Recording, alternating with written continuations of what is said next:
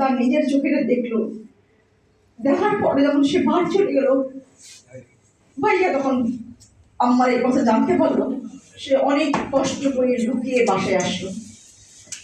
আসার পরে মা বললো, বাবা রে, তোর আর পলিটিক্স করতে হবে না, রাজনীতি করতে হবে না বাবা, তুই বিদেশ চলে যা, আমরা বাঁচি।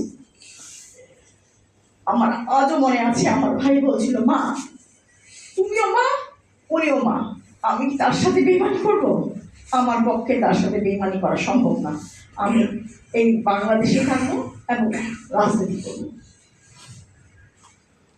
তারপরে এইসব পতন হলো, বিজ্ঞানের মামলা হলো। উনি এই অ্যারেস্ট হওয়ার আগে সর্বশেষ আমি একটা কথা বলতেছি, সে আচ্ছা আমার বাসায় ছিল। আমাকে একদিন ফোন করলো রাত্রিবেলায়, আমি যেখানে থাকি সেখানে রেট দিয়ে দিচ্ছে, আমি আর থাকতে পারছি না, তুই কই, আমি এখনই আসতেছি। আমার বাসায় আসলো।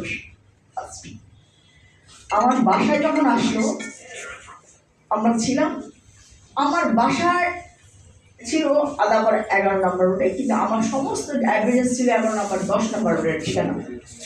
ঠিক 3 থেকে 4 দিন পরে ওই 10 নম্বর রোডের বাসাটা রেড দিল। আমাকে শুধু একদিন মেসেজ করে দিল, আমাদের বাসায় রেড হচ্ছে, তার মানে ওরা জেনে গেছে।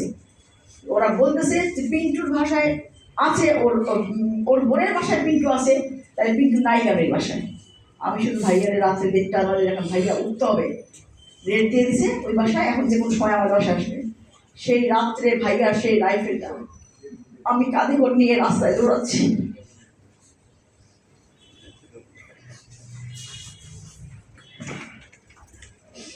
ভাই আমার পিছে পিছে দৌড়াচ্ছে।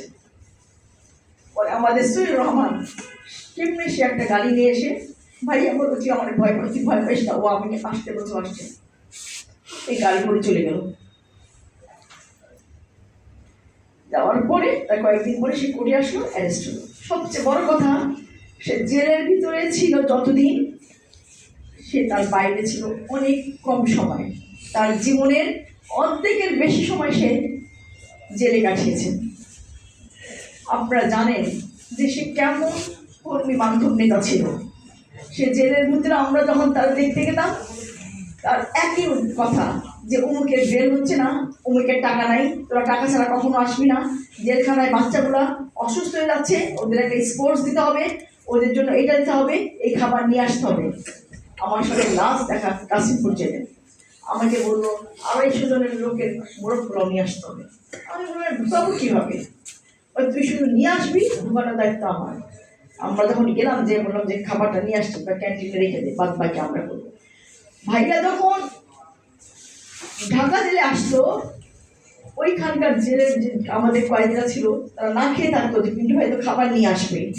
তাহলে একটা নেতার সাকসেস কখনই হবে যখন তার কর্মীরা তাকে বন্ধু ভাববে, তাকে ভালোবাসবে। নাসিরউদ্দিন পিন্টু ছিল সেই নেতা।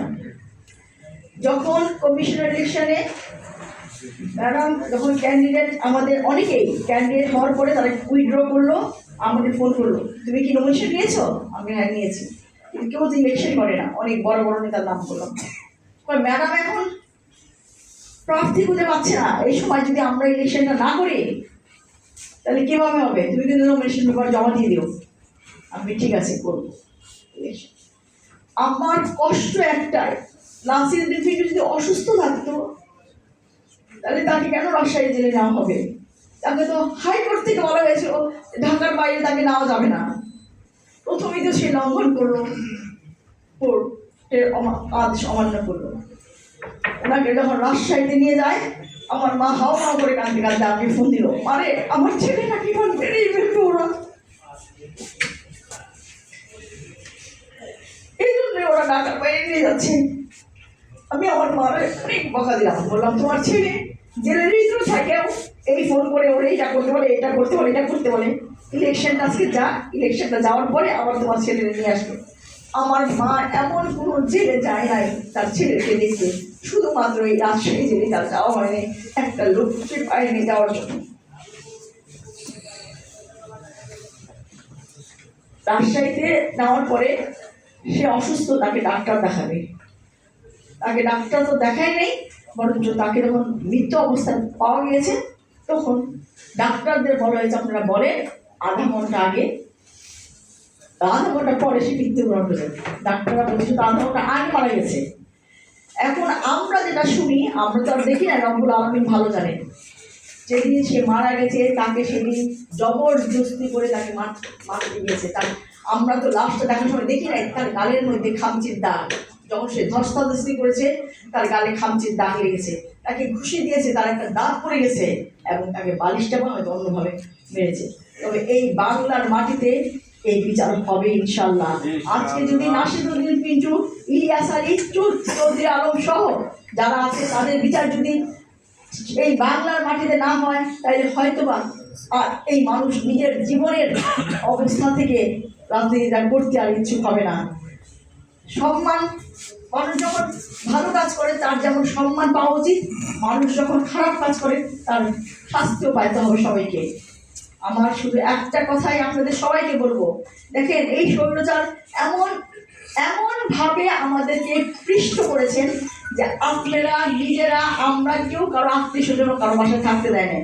আপনারা আজকে দয়া করে আমাদের সাথে কোনোভাবেই একসাথে হবেন না।